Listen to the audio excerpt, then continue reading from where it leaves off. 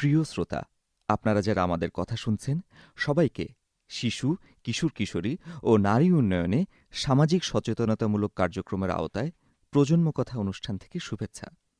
আমাদের আজকের পর্ব গর্ভবতী মায়ের খাবার ও যত্ন। অনুষ্ঠানটি গ্রন্থনা ও উপস্থাপনায় আছি আমি KM সানাউল হক। আমাদের আজকের আয়োজনমালায় শুরুতেই রয়েছে একটি ছোট্ট নাটিকা। এছাড়াও রয়েছে বিশেষজ্ঞ অতিথির সাথে অংশগ্রহণকারীদের যুক্ত করে আলোচনা ও মতবিনিময়। আজকের অনুষ্ঠানে বিশেষজ্ঞ অতিথি হিসেবে আছেন ডাক্তার মেভিজ Khan, medical officer, Hope Hospital, Cox's Bazar, এবং মর্জিনা আক্তার, কেস ওয়ার্কার, মুক্তি, কক্সবাজার।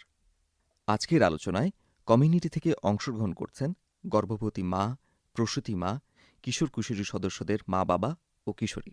কক্সবাজারের স্থানীয় জনগোষ্ঠীর জন্য প্রজন্ম কথা অনুষ্ঠান প্রতি বুধবার সকাল 11:30 প্রচারিত হচ্ছে ইউনিসেফের সহযোগিতায় বাংলাদেশ বেতার কক্সবাজার থেকে FM 100.8 মেগাহার্জে। এই অনুষ্ঠান রেডিও সেটে এবং মোবাইল ফোনে শুনতে টিউন করুন FM 100.8 মেগাহার্জ। গর্ভে থাকা শিশুটি যখন ধীরে ধীরে বড় হতে থাকে তখন মায়ের পুষ্টিকর খাবার খাওয়ার উপর নির্ভর করে তার সুস্থভাবে পৃথিবীতে আসা এবং বেঁচে থাকা। এই সময়ে মায়ের প্রতিদিনের খাবারের তালিকায় আমিষ, আয়রন, ফলিক অ্যাসিড, ভিটামিন ও আয়োডিন সমৃদ্ধ খাবার খাওয়া প্রয়োজন। এই সময়ে মায়েরা কোন ধরনের খাবার খেলে এবং যত্ন নিলে মা ও শিশু দুজনেই সুস্থ থাকবে তা নিয়ে এখন রয়েছে ছোট্ট নাটিকা খাবার ও জীবন। নাটিকায় অভিনয় করেছেন রোজিনা আক্তার রোজি এবং রুবিনা পারভিন। তাহলে চলুন শ্রোতা বন্ধুরা উপভোগ করি নাটক খাবার ও জীবন।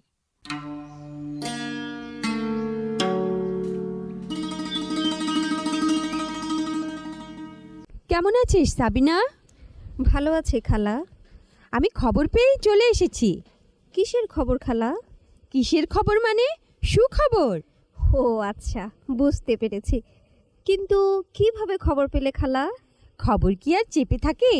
তুই তো আমাকে কিছুই জানাসনি, তোর মাই আমাকে জানালো। আচ্ছা, আমি যে একজন ডাক্তার সেটা কি তুই ভুলে গেলি? কেন ভুলে যাব খালা? ভাবছিলাম আর কদিন গেলে তোমাকে জানাবো। একবার ভুল করে তোর শিক্ষা হয়নি? ভুল? হ্যাঁ, ভুল। গতবার যে তোর শিশুটা জন্মের পরপরই মারা গেল তা তো তোদের ভুলেরই কারণে। জি খালা, আমার প্রথম শিশুটা জন্মের পরপরই মারা গেল। আহারে, তার মুখটা পর্যন্ত আমি দেখিনি। আরে কাঁদিস না তো, এই সময় কান্নাকাটি করা ঠিক নয়। মায়েদের প্রসবকালীন সময়ে যথাসম্ভব আনন্দে থাকতে হয়। শোন আমার কথা। বলো খালা, আমি আর ভুল করতে চাই না।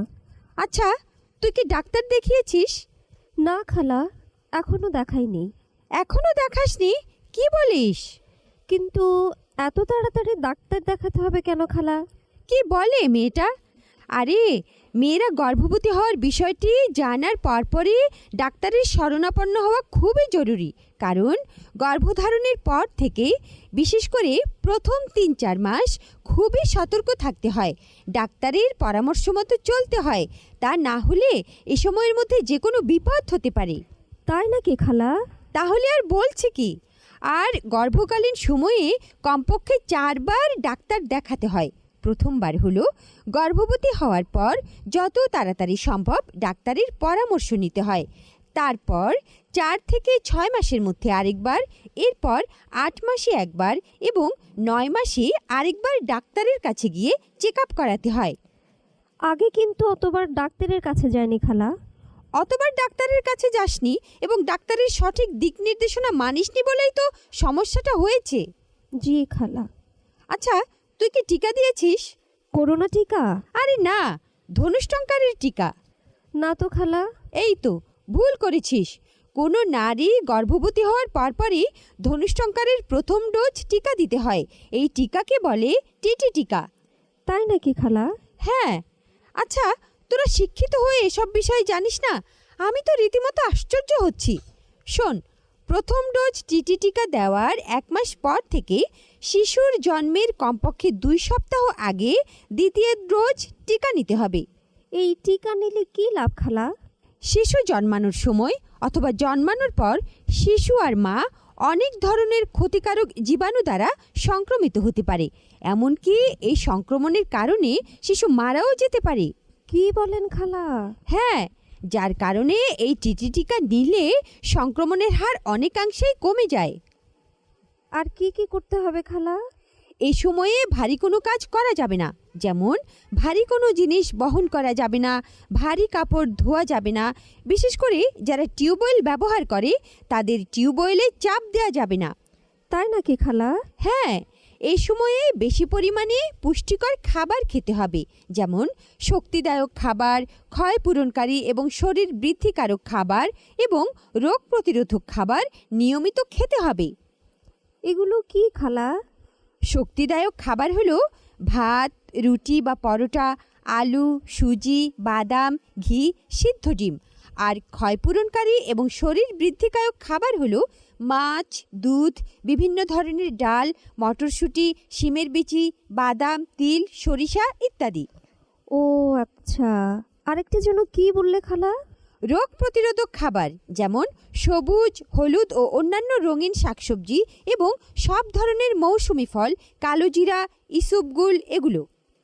আচ্ছা খালা, এসব খাবার কি প্রতিদিন খেতে হবে? সব খাবার কি আর প্রতিদিন খাওয়া সম্ভব? তবে একজন গর্ভবতীকে প্রতিদিন এই 3 ধরনের খাবার থেকে কিছু কিছু অবশ্যই খেতে হবে। তাহলেই সে একজন সুস্থ সবল শিশু জন্ম দিতে পারবে। জন্মের পর শিশু অপুষ্টিতে ভুগবে না। শিশুও জন্মের পর প্রয়োজন মতো মায়ের বুকের দুধ খেতে পারবে। তাই?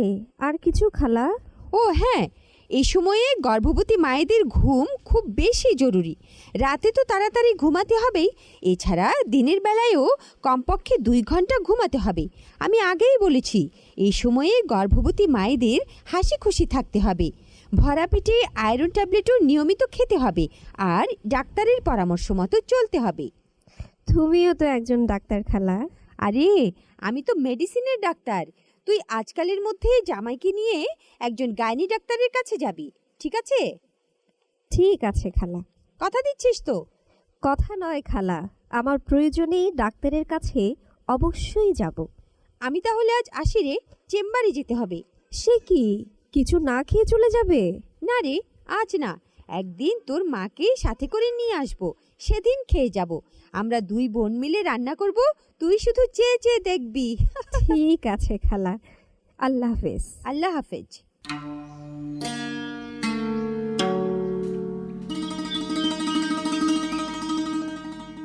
প্রিয় শ্রোতা, এতক্ষণ আপনারা শুনলেন নাটক খাবার ও জীবন। এবারে বিশেষজ্ঞ অতিথির সাথে অংশগ্রহণকারীদের যুক্ত করে আলোচনা ও মতবিনিময়। চলুন তাহলে শুরু করা যাক আজকের আলোচনা পর্ব।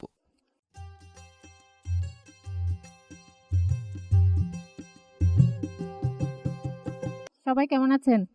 আচ্ছা, এতক্ষণ তো আমরা একটা নাটক দেখলাম, তাই না? আচ্ছা, নাটক দেখে আমরা কিছু বিষয় জেনেছি, হয়তো কিছু বিষয় আগে থেকে জানি, কিছু বিষয় হচ্ছে আমরা নতুন করে আজকে জেনেছি। নাটকের কিছু বিষয়ের সাথে আমি অ্যাড করে আরো কিছু বিষয় আপনাদেরকে জানাবো।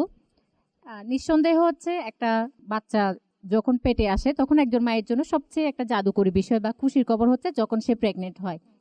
শুধুমাত্র যে মায়ের জন্য সেটা না, পুরো পরিবারের জন্য এটা একটা আনন্দের বিষয়। সেজন্য হচ্ছে কিছু বিষয়ে আমাদেরকে সচেতন থাকতে হয়। এক্সট্রা খাবার এবং গর্ভবতী মহিলাকে এক্সট্রা যত্ন নিতে হয় সাধারণ মানুষের তুলনায়। আমরা আজকে কিছু বিষয় জানবো। নাটকে অনেকগুলো বিষয় উঠে এসেছে। একজন গর্ভবতী মহিলার শরীরে যদি পুষ্টির উপাদান না থাকে তখন কি কি ধরনের সমস্যার মধ্যে দিয়ে তিনি যেতে পারেন অথবা কি কি সমস্যা ওনার হতে পারে। প্রথমত হচ্ছে যখন ওনার হচ্ছে শরীরে পুষ্টির উপাদান কম হবে, ওনার হচ্ছে কম ওজনের শিশুর জন্ম দিতে পারে উনি। তারপরে হচ্ছে বুদ্ধির বিকাশের সমস্যা হবে, জন্মগতভাবে রোগবালাই নিয়ে জন্মাতে পারে, মায়ের স্বাস্থ্য হচ্ছে নষ্ট হয়ে যেতে পারে, বুকের দুধ নাও আসতে পারে। এখানে একটা বিষয় মনে রাখা খুবই প্রয়োজন, প্রতিদিনের খাবারের তালিকায় একজন মানুষের পরিমাণ অনুযায়ী শাকসবজি, ভাত, রুটি, মুরগির মাংস, ডিম, 1 টুকরো মাছ, ডাল, ফলমূল, দুধ, কালো জিরা, ইসবগুল থাকা খুবই প্রয়োজন। পুরো খাবার একসাথে না খেয়ে দৈনিক 4 বা 5 বেলা ভাগ করে খেলে হজমে সুবিধা হয়। এর পাশাপাশি স্বাস্থ্যকর্মীর পরামর্শ অনুযায়ী iron, folic acid, calcium tablet বা ক্যাপসুল খেতে হবে। সারাদিনে কমপক্ষে 8 থেকে 10 গ্লাস পানি এবং আয়োডিনযুক্ত লবণ খেতে হবে। গর্ভবতী মায়ের খাবার তালিকায় সকল ধরনের উপাদান থাকতে হবে। এই ধরনের খাবার অনেক কম টাকায়ও কিনতে পাওয়া যায়। নিচে তালিকা থেকে বলছি। প্রোটিন জাতীয় খাবার। গর্ভবতী মায়ের জরায়ু, প্লাসেন্টা, স্তনের বৃদ্ধি, হিমোগ্লোবিন, রক্তরস, ভ্রূণের বিকাশের জন্য স্বাভাবিক সময়ের তুলনায় অধিক পরিমাণে প্রোটিন প্রয়োজন। প্রোটিন আমরা কোন কোন খাবারে পাবো? যেমন এখানে দেখা যাচ্ছে ডাল। ডালে হচ্ছে প্রচুর পরিমাণে প্রোটিন পাওয়া যায়। এখানে আপনারা দেখতে পাচ্ছেন এখানে আছে ডিম। ডিমেও প্রোটিন পাওয়া যায়। তারপরে দেখা যাচ্ছে দুধ। দুধেও প্রচুর পরিমাণে প্রোটিন রয়েছে। তাহলে আমরা এতক্ষণ জানলাম প্রোটিন জাতীয় খাবার আমাদের শরীরে কি কি কাজ করে, প্রোটিন জাতীয় খাবার কোন কোনগুলা। এখন বলবো ক্যালোরি নিয়ে। গর্ভাবস্থায় সাধারণ মানুষের তুলনায় একটু অধিক পরিমাণে খাবার খেতে হয়। গর্ভধারণের 3 মাস পর থেকে অতিরিক্ত 300 কিলো ক্যালোরি, 2100 প্লাস 300 সমান 2400 ক্যালোরি হচ্ছে যে খাদ্য খাওয়া। এরপরে যে বিষয়টা নিয়ে আমরা কথা বলবো সেটা হচ্ছে যে খনিজ লবণ। ভ্রূণের হাড়ের গঠন ও শক্তিশালী করার জন্য ক্যালসিয়াম ও ফসফরাসের দরকার হয়।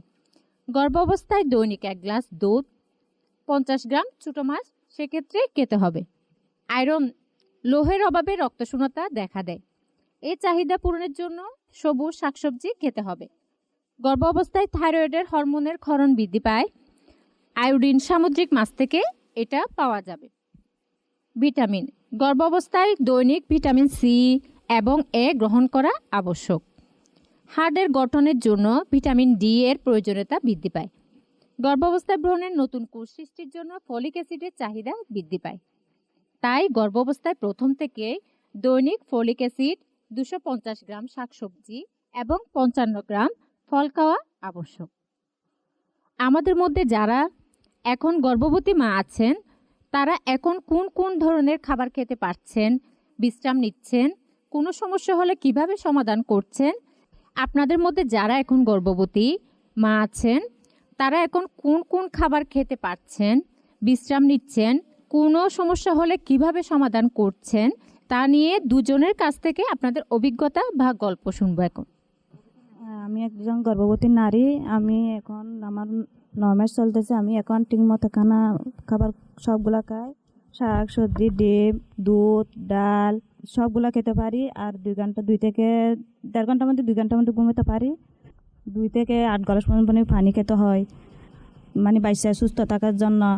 আর মানে দিন থেকে মানে বাচ্চা খাওয়াই বা লড়াচড়া মানে এর করে খেয়াল রাখতে হবে মা, গর্ভবতী মা থেকে। বাড়ি কাজ করি না, আর টিউবওয়েলে চাপ দিতে পারি না, বা কলসি নিতে পারি না, ও সিঁড়িলামা উঠতে করতে পারি না। এগুলা মানে গর্ভবতী থেকে হুঁশিয়ার থাকতে হবে। হ্যাঁ, আমি হাসি খুশিও থাকি আর মানে চিন্তা মানে এগুলা করি না। সবগুলা মানে ওষুধ দরকার মানে সব নিয়মিত খেতে পারি। অসংখ্য ধন্যবাদ আপাকে। খুবই সুন্দর করে আপনি বলেছেন। আসলে আপনি সঠিক নিয়মগুলাই পালন করছেন একজন গর্ভবতী মহিলার জন্য এবং তার সুস্থ বাচ্চা পৃথিবীতে আনার জন্য যা যা নিয়ম পালন করা দরকার আমি মনে করছি আপনি অনেকাংশে সবগুলো মানে পালন করছেন নিজের জন্য। ধন্যবাদ আপাকে। এখন শুনবো নবজাতক শিশুর মা ও তার খাবার ও বিশ্রাম নিয়ে নিজের অভিজ্ঞতা বা গল্প। আমি একজন নবজাতক শিশুর মা। আমার যখন বাচ্চা জন্ম হয় তখন দেখতে হবে যে আমার বাচ্চা ঠিক আছে কিনা, নড়াচড়া করছে কিনা। তারপর দেখতে হবে বাচ্চা খানা করে কিনা। তারপর পরিষ্কার পরিচ্ছন্ন কাপড় নিতে হবে, রাখতে হবে, পরিষ্কার পরিচ্ছন্ন রাখতে হবে। নিয়মিত কোনো কোনো বুকের দুধ খাওয়াতে হবে। বাচ্চার যদি কোনো অসুবিধা হয় ডাক্তারের পরামর্শ নিতে হবে। বাসায় কোনো ধরনের চিকিৎসার চেষ্টা করব না, অবশ্যই সাথে সাথে ডাক্তারের কাছে নিয়ে যাব। সে সাথে নবজাতের মা হিসেবে নিজেও নিজের যত্ন নেব। আমি সুস্থ না থাকলে আমার বাচ্চা সুস্থ থাকবে না। আমার বাচ্চা যখন বুকের দুধ পান করে তখন আমাকেও পুষ্টিকর খাবার খেতে হবে। আমি নিয়মিত পুষ্টিকর খাবার খাওয়ার চেষ্টা করি, কারণ আমি পুষ্টিকর খাবার না খেলে আমার বাচ্চা ঠিকমতো বুকের দুধ পাবে না। তবে পুষ্টিকর খাবার যে সব খাবার দামি খাবার নয়। যখন আমার হাতে শাকসবজি ফলমূল পাই তখন সেটা খাওয়ার চেষ্টা করি। সব মিলিয়ে আমি প্রতিদিন খাবার খাই। অসংখ্য ধন্যবাদ আপুকে। অনেক সুন্দরভাবে বলেছেন আপনি। একজন মায়ের কি কি পুষ্টিকর খাবার খেলে বাচ্চাটা সুস্থ থাকবে অনেকাংশে নির্ভর করে, সেটা আপনি অনেক ভালোভাবে মেনটেন করছেন। আমাদের দেশের অনেকের ধারণা যে মানে আপেল, তারপরে হচ্ছে আঙ্গুর, এই যে দামি দামি ফল ফ্রুট খেলে বাচ্চা হচ্ছে পুষ্টি পাবে, বা ওগুলোতে পুষ্টি বিদ্যমান। কিন্তু আপু যেভাবে বলেছেন যে শাকসবজি, তারপরে হচ্ছে যেগুলো আমার হাতের নাগালে পাই, ফলমূল, মানে দেশীয় খাবার যেগুলো আমার হাতের নাগালের মধ্যে পাই, সেগুলোর মধ্যেও যে ভিটামিন বিদ্যমান, উনি সেটাই বলেছে খুব সুন্দর করে। আসলে আমাদের দেশে অনেক সাধারণ মানুষে মনে করে যে দামি খাবারে ভিটামিন বেশি আছে, যেমন আপেল, আঙ্গুর, কমলা, এগুলাতে সবচেয়ে বেশি ভিটামিন আছে। এগুলো আসলে না খেয়ে দেশীয় যে ফল ফ্রুটগুলো আছে, আমি আগেই উল্লেখ করেছি আমার আলোচনার মধ্যে যে দেশীয় অনেক ফল ফ্রুট আছে, যেগুলো হচ্ছে আমলকি, পেঁপে, তারপরে হচ্ছে পেয়ারা, তারপরে হচ্ছে অনেক রকম শাকসবজির মধ্যে লাল শাক, পালং শাক, কচু শাক, এরকম অনেকে সবজির মধ্যে অনেক রকম সবজি আছে, এগুলাই খাওয়া উচিত, যেটা আপা বলেছে। এই ধরনের খাবার খেলে বাচ্চা পুষ্টি পাবে, মা ও শিশু সুস্থ থাকবে। এছাড়া মাছ মাংসের বদলেও আমরা ডাল খেতে পারি। এই খাবারেও মাছ মাংসের মতোই প্রোটিন পাওয়া যায়। শিমের বিচি খেতে পারি। গর্ভবতী ও নবজাত শিশুর মায়ের খাবার, টিটেনাস বা টিটি টিকা এবং বাড়িতে যত্ন নিয়ে কি কি জানতে চান তবে প্রশ্ন করতে পারেন। আমরা সকলের মতামত নিয়ে কি করা যেতে পারে তা পরামর্শ করব। না, আমার বাড়িতে মানে ওই নবজাতক শিশু একটা আছে, উনি মানে বয়স অনুযায়ী ওই যখন আমাদের এই টিকা কেন্দ্রে টিকা দিতে আসছে তখন দিতে পারে নাই, মানে কোন ওর বেশি ছোট ছিল, দিতে বলে নাই। তো এখন এই মাসে এখনো টিকা দিতে আসে নাই আর দিতেও পারে নাই, এখন বয়স 1 মাস পার হয়ে গেছে। ওইটা কি সমস্যা হবে কিনা এটা তো আমরা জানি না, এটা মানে জানলে একটু ভালো হবে। ধন্যবাদ আপাকে, প্রশ্ন খুব সুন্দর একটা প্রশ্ন করেছেন। উনি বলেছেন যে ওনার বাচ্চার বয়স হচ্ছে এখন 1 মাস 13 দিন। আচ্ছা, আমাদের প্রথম টিকাটা শুরু হয় বিসিজি টিকা দিয়ে। বিসিজি টিকাটা আমরা দেই হয় জন্মের পরপর, আর যদি জন্মের পরপর আমরা মিস করে যাই বা না দেই তখন আমরা দিতে পারবো এটা 6 সপ্তাহ বয়সে। তাহলে আপনি কি এখন বুঝতে পারছেন যে কখন দিতে হবে? আপনার বাচ্চার বয়স যখন 42 দিন হবে তখন আপনি টিকা কেন্দ্রে গিয়ে টিকাটা দিতে পারবেন। ধন্যবাদ। আমি একজন গর্ভবতী, আমার তো খাবার মানে কি ওই রেগুলার এখন আর সবসময় এক নিয়মর খানা তো খেতে পারি না, মানে এক সপ্তাহ এক দুইটা খেতে পারি, আর মানে খানা খাইলেও মানে বমি আসতে চাই, ওইটা সমস্যা তো বুঝতে পারি। ডাক্তারের কাছেও বলছিলাম, হতে 8-9 মাসের মধ্যে বমি তো হয় না, কেন হবে, আর ওষুধও দেওয়া যায় না, ওইটাও বলে। তার খাওয়া তো মানে প্রতিদিন তো এক নিয়মর খেতে পারি না, কি সমস্যা তো এটাও জানতে পারি না। ধন্যবাদ আপাকে। আপার যেটা প্রশ্ন ছিল সেটা হচ্ছে আপনার 9 মাস চলছে এখন, আপনি হচ্ছে খাবার খেলে আপনার বমি হয়। গর্ভাবস্থায় বমি হওয়াটা খুবই স্বাভাবিক। আমাদের এমন একটা টেন্ডেন্সি আছে যে আমাকে ফল মূল, ডাল, শাকসবজি, ডিম, দুধ খেতে হবে। সেক্ষেত্রে আমরা একসাথে অনেকগুলা খাবার অনেক সময় খেয়ে ফেলি, সেক্ষেত্রে আমার বমি হয়ে যায়। যাদের এরকম বমি টেন্ডেন্সি আছে সেক্ষেত্রে আপনি একটা কাজ করতে পারেন, সেটা হচ্ছে একেবারে না খেয়ে আপনি যদি দিনে ভাগ করে ফেলেন, যে 5 ভাগ করে অথবা 4 ভাগ করে অল্প অল্প পরিমাণে খান, তাহলে সেক্ষেত্রে আপনার হজমে সুবিধা হবে। ধন্যবাদ আপা। এখানে আরো একটি ব্যাপার আছে, সেটি হচ্ছে বমি যদি দিনে 2-3 বার হয় তাহলে এটা আমরা বলবো খুব স্বাভাবিক, যে 2-3 বার বমি হতেই পারে। কিন্তু যদি বমির পরিমাণটা যদি বেশি হয়, যেমন দিনে 10-12 বার বা 15-20 বার এরকম যদি হয়ে থাকে, তাহলে কিন্তু বিশেষজ্ঞ ডাক্তারের শরণাপন্ন হতে হবে, অথবা এমনও হতে পারে যে হাসপাতালে ভর্তি হয়ে বমির ইনজেকশন পাওয়া যায়, অ্যান্টিএমিটিক্স, এই ওষুধগুলো নিতে হতে পারে। আমি একজন গর্ভবতী মা, আমি প্রশ্ন করতে চাই কি কি খাবার খেলে আমার বাচ্চা সুস্থ থাকবে এবং আমিও সুস্থ থাকব, কি কি খেলে খারাপ হবে এবং কি কি খেলে ভালো হবে, ওইটা একটু আমি জানতে চাই। ধন্যবাদ আপাকে প্রশ্ন করার জন্য। গর্ভাবস্থায় আসলে প্রচলিত কিছু ধারণা আছে আগে থেকে, যে কাঁচা পেঁপে খাওয়া যাবে না, তারপর আনারস খাওয়া যাবে না, কাঁচা দুধ খাওয়া যাবে না, তারপরে হচ্ছে মানে কাঁচা ডিম খাওয়া যাবে না, গরু মাংস, কলিজা এগুলো খাওয়া যাবে না।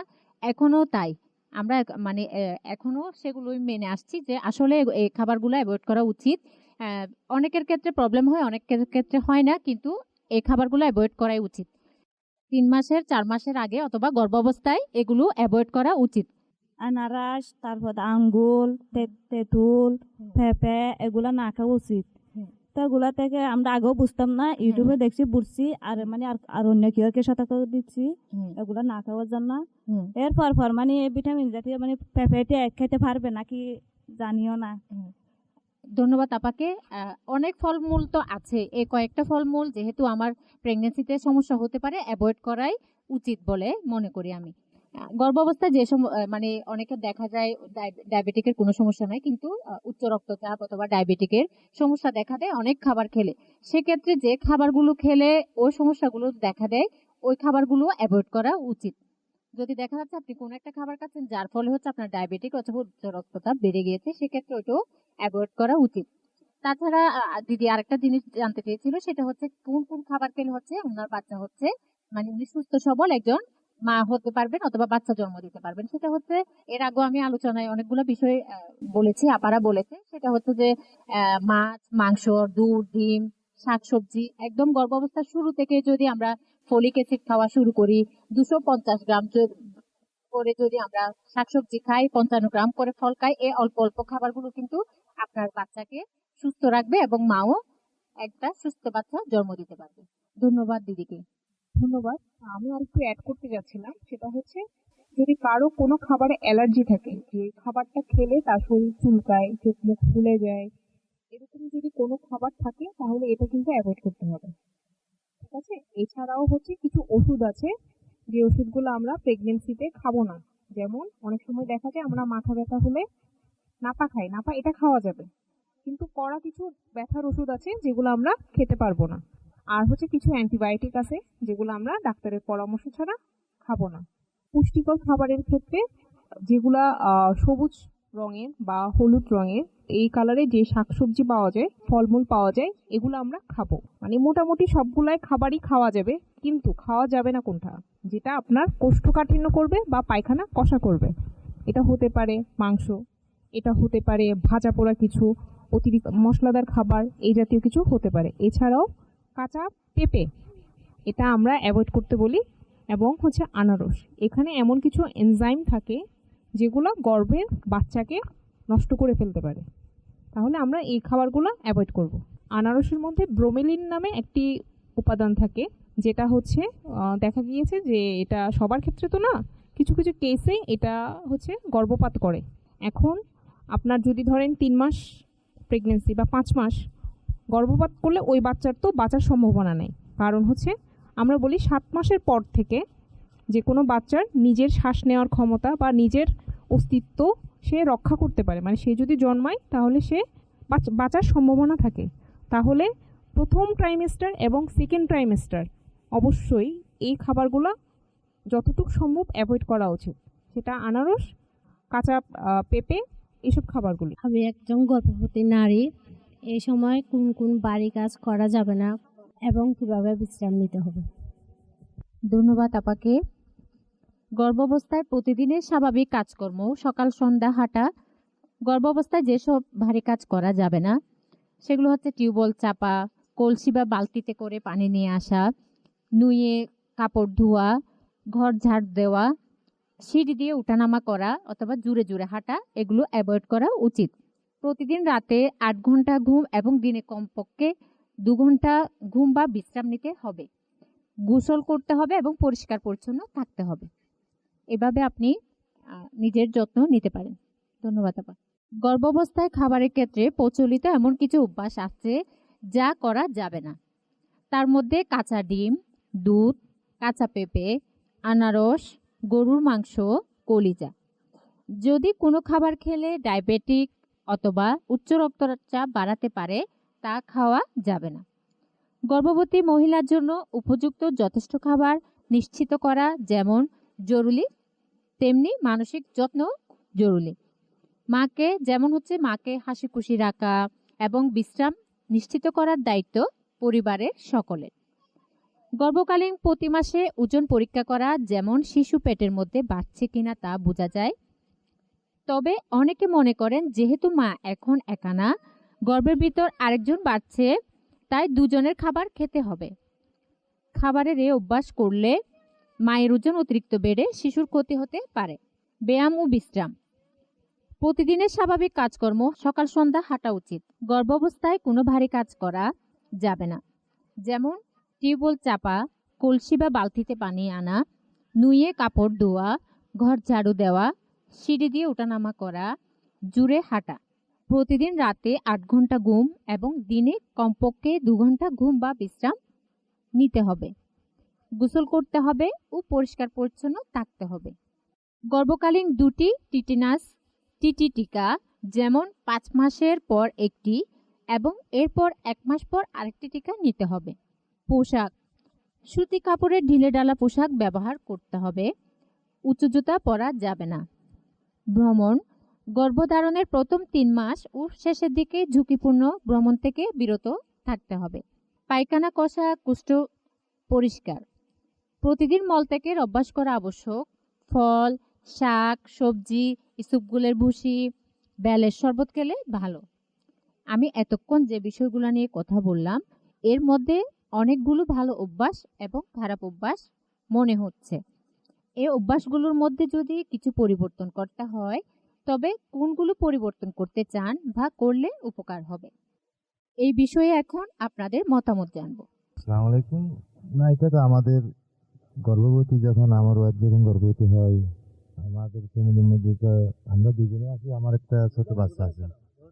এই আমাদের ফ্যামিলিতে একটা আমাদেরকে রক্ষা করতে হবে না। আমি যে সময় কাজে যখন বাইরে হই, সবকিছু আমি ওনাকে রেডি করে দিয়ে যাই, যেন ওনার যখন কষ্ট বা পরিশ্রম কোনো যেন না হয়। যেমন আমার বাচ্চাটা যখন সুস্থ থাকে, সেটা আমি সবসময় মাথার মধ্যে রাখি। এই যে মনে করেন পানি টানি সবকিছু আমি আনি দিয়ে যাই, বালতি আমি নিজে নিয়ে মোটর থেকে নিজে সাইড আমি নিয়ে যাই আসি। এই বাচ্চা তো সবগুলো আমি সব করে রেডি করে দিই, আমি সব কাজে বাইর হই। না, আমি জানি যে আমার স্ত্রীও গর্ভবতী, যে উনি যদি কোনো বাড়ি কাজ করে ওনার জন্য খুব বিপদ হবে। ওনার এখন বিশ্রামেরও দরকার। আমি স্বামী হিসাবে ওনার সহযোগিতা আমি করি।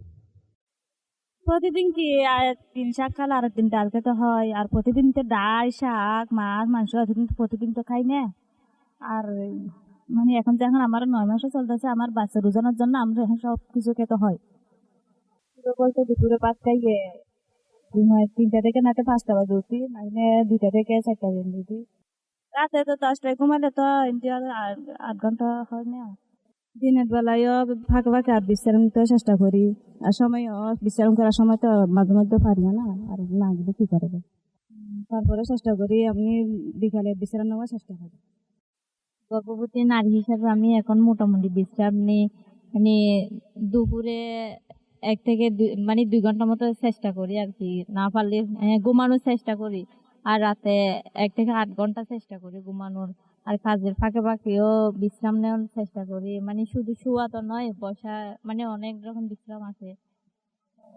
বাড়ির কাজও করি না, রান্না বান্না এইসব যতটুকু পারি ততটুকু করি, আর এর মাঝে বিশ্রাম নেই। আর মানে ভালো পুষ্টিকর খাবার খাওয়ার চেষ্টা করি।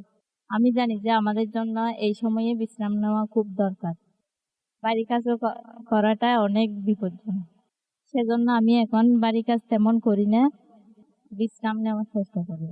আমি প্রতিদিন শাকসবজি মাছ মাংস, মানে যতটুকু পারি ওই পুষ্টিকর খাওয়ার চেষ্টা করি। মানে আমার বাচ্চারও ক্ষতি না হওয়ার জন্য পুষ্টিকর খাবার চেষ্টা করি, আমার নিজেরও ক্ষতি না হওয়ার জন্য, বাচ্চার ওজন বৃদ্ধি পাওয়ার জন্য আমি এটা চেষ্টা করি পুষ্টিকর খাবার। যে খাবারটা খেলে আমার বাচ্চার ওজন বৃদ্ধি হবে, আমারও মানে শরীরের একটু হবে, এটা চেষ্টা করি। আমার স্বামী আর পরিবারের যারা সদস্য আছে এই ব্যাপারে আমাকে অনেক মানে সাহায্য সহযোগিতা করে, বাড়ির কাজ থেকে মানে বিরত রাখে। ধন্যবাদ সবাইকে এত সুন্দর সুন্দর মতামত জানানোর জন্য। আপনারা আসলে অনেকগুলা বিষয় শেয়ার করেছেন, অনেকগুলা ভালো অভ্যাস আপনাদের মধ্যে এখন গ্রো করেছে। আবার আপনারা বলেছেন আলোচনার মধ্যে অনেকগুলা খারাপ অভ্যাস ছিল যেগুলো আপনারা পরিত্যাগ করেছেন, যেমন ভারী কাজ করা, এখন আপনারা বিশ্রাম নিচ্ছেন। তারপর হচ্ছে নিয়মিত হচ্ছে শাকসবজি ফলমূল পুষ্টি জাতীয় খাবার খাওয়ার চেষ্টা করছেন। পরিবারের সদস্যরাও হচ্ছে আপনাদেরকে সাহায্য সহযোগিতা করতেছে। পুরো আলোচনাটা খুবই সুন্দর ছিল। এভাবে যদি আপনারা অভ্যাসগুলো রাখেন, তাহলে আমার মনে হয় মাও সুস্থ থাকবে, বাচ্চাও সুস্থ থাকবে এবং মা এবং বাচ্চা হচ্ছে দুজনেই মানে রোগবালাই থেকে বেঁচে যাবে। ধন্যবাদ আপনাদের। তিনজন মাতা এবং পিতা যারা সদ্য বাবা হয়েছেন অথবা হচ্ছে এবং যারা নতুন সন্তানের বাবা হয়েছেন, তারা তাদের কি কি করেছেন, কি কি ভালো অভ্যাস তারা গ্রহণ করেছেন এবং কি কি খারাপ অভ্যাস তারা ত্যাগ করেছেন সে সম্পর্কে বলেছেন। আমিও তাদের সাথে একমত যে ওনারা যে ভালো অভ্যাসগুলা নিজেদের মধ্যে গ্রহণ করেছেন সেটার মাধ্যমে আসলে একজন সুস্থ সবল শিশু দুনিয়াতে আসার জন্য যে পথটা তারা তৈরি করেছেন, এটার জন্য আমি তাদেরকে সকলকে সাধুবাদ জানাচ্ছি। এবং আরো অনুরোধ করব, যদি কখনো কোনো ধরনের সমস্যা বা কোনো রকমের কোনো ইনফরমেশন বা কোনো তথ্য যদি জানার থাকে, তাহলে অবশ্যই নিকটস্থ স্বাস্থ্য কেন্দ্রে বা হাসপাতালে যাওয়ার চেষ্টা করবেন। অবশ্যই তারা আপনাকে ইনফরমেশন বা তথ্য দিয়ে আপনাদেরকে সাহায্য করবে। ধন্যবাদ।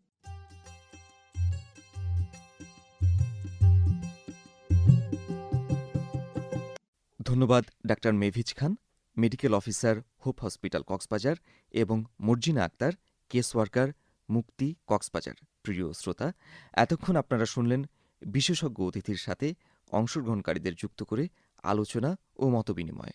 প্রিয় শ্রোতা, এতক্ষণ শুনলেন প্রজন্ম কথা অনুষ্ঠানের দ্বিতীয় পর্ব, গর্ভবতী মায়ের খাবার ও যত্ন। এই অনুষ্ঠান প্রচারিত হচ্ছে ইউনিসেফের সহযোগিতায় বাংলাদেশ বেতার কক্সবাজার থেকে FM 100.8 মেগাহার্জে। গর্ভকালীন সময়ে দিনে কমপক্ষে 2 ঘন্টা ঘুম এবং রাতে 8 ঘন্টা ঘুমাতে হবে। এই সময়ে কোনো ধরনের ভারী কাজ করা যাবে না।